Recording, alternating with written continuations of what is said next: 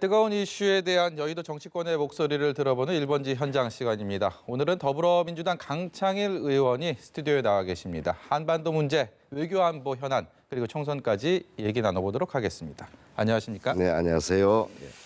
4선 의원이시고요. 예. 근데 당연히 다음 제주에서 워낙 오랜 의정 생활을 하셨고 민심도 많이 얻고 계셔갖고 이번 총선 때 또다시 도전을 하시지 않을까라는 생각을 했는데 불출마를 선언하셨습니다. 그러면서 이제 어려운 선택이었을 텐데 우선 가족분들, 주변 분들은 뭐라고 하셨습니까? 이번 결단에 대해서. 저희 가족인 경우에는 잘 선택했다고 하고요. 주변 분들은 되게 아쉬워하고 되게 만류를 했어요. 예. 그 성원해 주신 분들은. 예.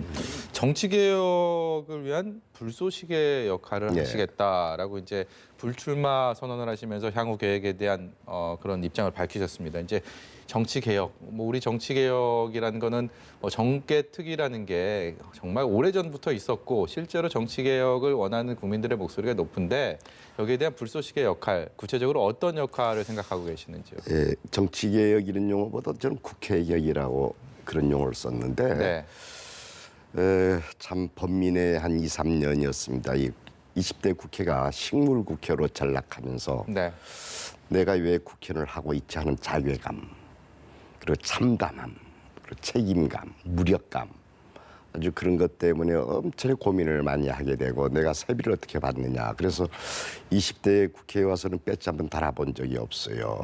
또 의원들한테 얘기했죠. 당신들 국회가 이런 식으로 하면 탄핵당한다. 이런 식으로 정치하라고 만들어 놓은 것이 또 민의를 대변하라고 만들어 놓은 것이 국회인데 정치가 완전 실종됐어요. 그래서 야, 이거는 뭔가 잘못됐다. 이런 여야 관계시 뭔가 잘못됐다. 여기에서 본질적인 문제, 근본적인 문제로 들어가서 고민을 하게 되었죠. 그래서 한 2년 동안 늘 그런 고민 속에서 국회 개혁, 어떤 국회의 인적 구성이 달라져야 된다. 이런 식의 생각을 하게 됐어요. 그래서 지금 대한민국 국회는 지금 마른 목골이 되어 있습니다. 이 50대가 많고 60대 조금 있고 20, 30, 40대가 적어요. 그렇게 되지 않죠. 지금 틀린 문명체 속에 살고 있거든요. 그러니까 참 IT 세대가 있고 또 AI 세대가 지금 커오고 있지 않습니까? 이 20, 30, 40대가 중심이 돼야 된다. 그래서 피라미드 구조가 돼야 된다. 이런 식의 고민을 하게 됐죠. 그러니까 이제 참 전화 원혜영 의원 같은 경우에 이게 우리가 불쏘시개 역할을 해주자. 그래서 이제 참 불출마 선언을 하게 됐죠. 이런 것들이 자극이 되어서 23, 40대가 많이 국회로 다양한 세대, 다양한 분야의 전문가들이 오기를 간절히 바라는 소망 속에서 하게 됐죠. 우리가 많은 얘기들이 있었습니다. 지역에서는 다선 제도가 조그만 섬이기 때문에 다선 중진 의원이 필요하지 않느냐 해서 만류도 많이 하고 탄탄한데 왜 그러느냐. 다른 당에 줄 수 없지 않느냐 이런 얘기도 있고 또 하나는 서울에서는 한일 의원님의 회장이에요. 한일 문제도 있고 한데 누가 어떻게 하느냐, 당신이 좀 해야 될 거 아니냐, 이런 식의 만류란 분들이 참 많아 고민스러웠습니다. 강 의원께서는 이제 아름다운 퇴장으로 선택을 하셨고 거기에 대한 또 박수를 받고 계시는데 물론 또 박수 받지 못하는 등장도 있습니다. 무슨 말인가 하면 이제 문희상 국회의장의 아들 석균 씨의 출마 얘기인데요. 저희가 앞서서도 그런 얘기들을 많이 나눠봤는데 문석균 씨의 이번 총선 출사표를 두고 과연 민주당이 공천관리위원회에서 어떤 선택을 하게 될지 그리고 이것이 전체 총선에 어떤 이 결정이 판세에 영향을 미치게 될지 상당히 관심이 뜨겁습니다. 여기에 대해서는 어떤 견해 갖고 계십니까? 국민 정서상은 잘 맞지가 않냐 할 수가 있습니다. 어차피 영향력이 있을 수 있겠죠. 저는 벌써 그분이 50이 됐더라고요. 또 정치적 소양, 정치적 능력이 있는 분 같아요. 그러면 서울에서 하든지 지역을 피해서 했었으면은 좋지 않았을까 하는 생각인데 그 지역에서 했기 때문에 이런 문제가 불거졌고요. 또 하나는 어차피 그 영향력 미칠 수가 있겠죠. 불공정 경선이 될 수 있죠. 네. 그래서 참 그렇지만 또 하나 그거는 막는 것은 이미 50이 지났기 때문에 막는 또 새로운 연자제 문제가 돼요. 그래서 좀 고민스러운 부분인데 이 부분은 당에서 잘 좀 이 조정해줬으면 좋겠다. 예, 이런 식의 생각을 합니다. 중간에 근데 잘 이 분위기를 조장해줬으면 좋겠다라는 말씀을 하셨는데 선택의 기로에 놓이게 될 거 아닙니까? 어떤 선택을 하는 것이 당을 위해서 아니면 민주당을 위해서 어떤 선택이 좀 합리적이다, 긍정적이다라고 이런 식의 분위기면은 당에서 공천하기 어렵지 않겠어요? 좀 그렇게 생각합니다. 이런 식의 분위기라면은 네. 모르죠. 이제 참 국민들이 지금 이제 문제가 터졌기 때문에 어떤 식의 반응을 볼지 좀 더 두고 봐야 되겠어요. 예. 이번 총선을 보면요. 이전 총선과 선거가 좀 다른 분위기. 그러니까 총선이라는 게 결국은 정권 심판론이라는 게 어떤 총선 전체 분위기를 지배하는 것이 일반적인 흐름이었다면 이번 총선은 정권 심판론도 물론 있지만 그보다는 야당 심판론이라는 또 새로운 화두가 떠오르면서 유독 관심을 받고 있습니다. 예. 이런 야당 심판론의 목소리가 높은 부분 여러 가지 원인이 있겠지만 의원께서 어떻게 분석하고 예, 계십니까? 제가 이제 불출마하는 게 식물국회 아닙니까? 식물국회가 왜 이렇게 됐는지 지금 이제 뭐 야당이 반대를 위한 반대만 일삼고 있잖아요. 그리고 거리에 나가서 거리에만 나가고 정치하라고 국회를 만들어놨는데 네. 국회는 들어오지 않고 저는 여기는 큰 음모가 있다고 생각돼요. 그 당의 뭐 대표하시는 분이 국회의원이 아니기 때문에 자기 존재를 늘 부각시키기 위해서 국회를 거부한 거 아닌가 이런 식 오해를 받을 수가 있어요. 네. 정찰하는 국회의장을 버리면 어찌합니까? 그래서 이제 저희들이 되게 자괴감 느끼는 부분이 그래요. 다음에 또 하나 저희들 여당도 그런 야당이지만은 어떻게 땡겨서 하는 그 노력은 또 부족했지 않은가 이런 식의 또 고민도 하게 됩니다. 네. 좌지간의 그 원인 제공은 야당이기 때문에 야당 책임론이 당연히 무너질 것이다. 이 야당 가지고는 대한민국은 한 발짝도 나가지 못한다. 이렇게 생각합니다. 민주당 입장에서는요. 일단은 공천 과정도 그렇고 지금 뭐 인재 영입 과정도 그렇고 선거에 임하는 현재 스코어를 봤을 때는 조금 더 유리한 고지를 선점한 곳이 있는 것이 아닌가라는 게 지배적인 견해인데 야당은 또 보수통합이라는 과제 만만치 않은 과제도 있고요.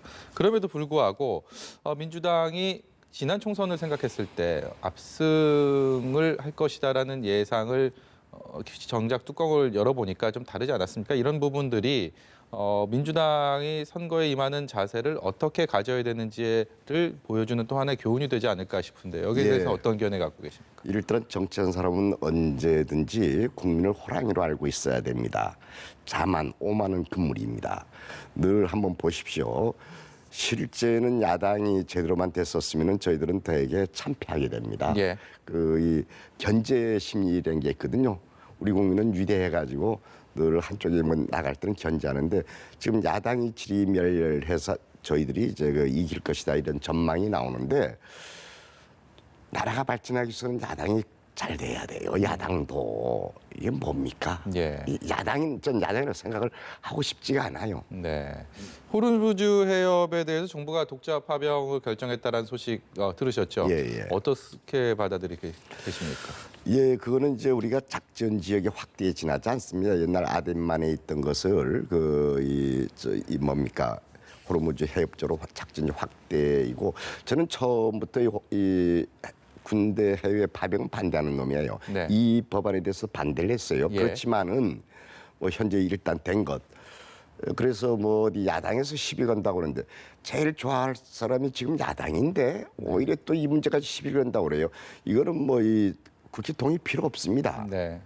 작전적인 확대에 지나지 않고 그런 지난번에 이 법안이 통과될 때에 그 작전적 확대는 할 수 있도록 법적 근거가 있어요. 예. 그런 안규배 국방위원장도 얘기를 했다고만요. 그래서 국민 보호 그리고 항행권 보호를 위해서 뭐 이 작전적 확대하는 게 당연하지. 물론 여기에 뭐 미국의 압력이 좀 있었을 거예요. 미국에서 예. 강하게 얘기했겠죠.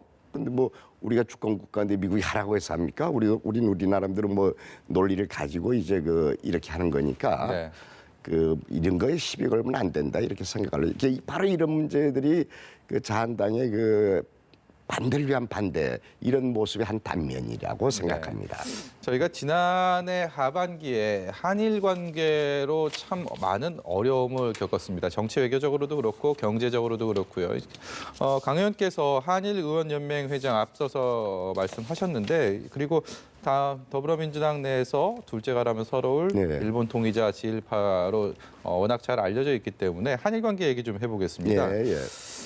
문재인 대통령은 신년 기자회견에서 한일 관계에 대한 개선 의지를 밝혔는데 이 박수도 손뼉이 마주쳐야 소리가 날 텐데 일본에서는 어제 뭐 영토 주권 전시관을 재개관하면서 독도에 대한 우리를 다시 또 자극을 했고 모태기 일본 외무상은 국회 연설하면서 독도는 일본 영토다.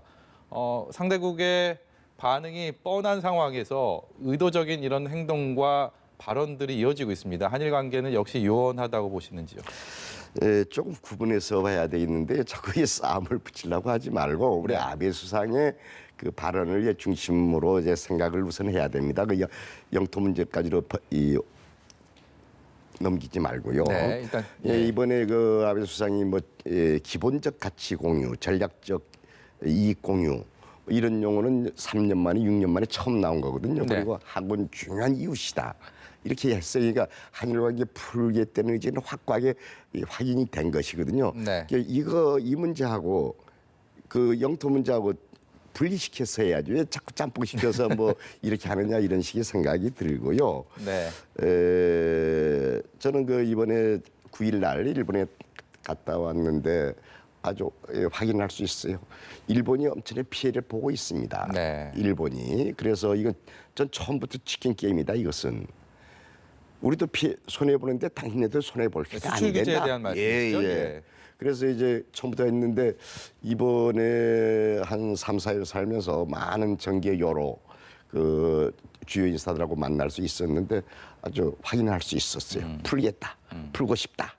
이제는 이제 실무자선에서 좀 잘해 나가서 이게 푸는 것이 일본 국민, 일본 국가를 위해서 대한민국 국민, 대한민국 국가를 위해서 좋은 것이 돼서 그래요. 네. 그래서 그 뭐 이번에 큰 일본에서 큰 뉴스거리가 됐습니다마는 그 니카이 간사장으로 제2인자가 있어요. 예. 아베 정권을 떠받치는 그 파브레 이제 수장인데 그래서 갑자기 베트남 가기 전에 그냥 만나자고 왔어요. 예. 그러니까 만난 것 자체가 뉴스거리에서 일본의 언론도 크게 보도됐더라고요. 그래서 아주 금년도 이제 빠른 시일 내에 네. 한 1000여 명 이상 한국에 모시고 일본 정치인들하고 저희 여행사들 다 데리고 그때 네. 이런 식의 얘기도 들을 수 있었고 네. 누가가 한일로인 회장, 가무라 이 한일로인 간사장님 다 거물이거든요. 네. 이분들도 아주 확인을 해주더라고요. 네. 마지막으로요. 어제 의미 있는 법원의 판결이 있었습니다. 71년 만에 여순 사건에 대한 재심 결과 과거 사형된 민간인들에게 처음으로 무죄가 선고됐는데 강 의원께서는 과거에 뭐 예. 국가폭력에 의한 민간의 희생은 좌우 문제도 아니고 이념도 아니고 정치적 이익의 예. 문제도 아니다라고 강조를 하시면서 이런 과거사 관련된 입법 활동에 상당한 열의를 공을 들이셨는데 이번 여순 사건 재심 판결에 대한 의미와 앞으로 또 과제가 있다면 어떻게 보십니까? 우선은 우리가 제가 역사학과 역사 교수 출신이에요. 지금 야만이 땅에서 이제 문명이 땅으로 나오자 이런 얘기를 늘 해왔습니다. 네.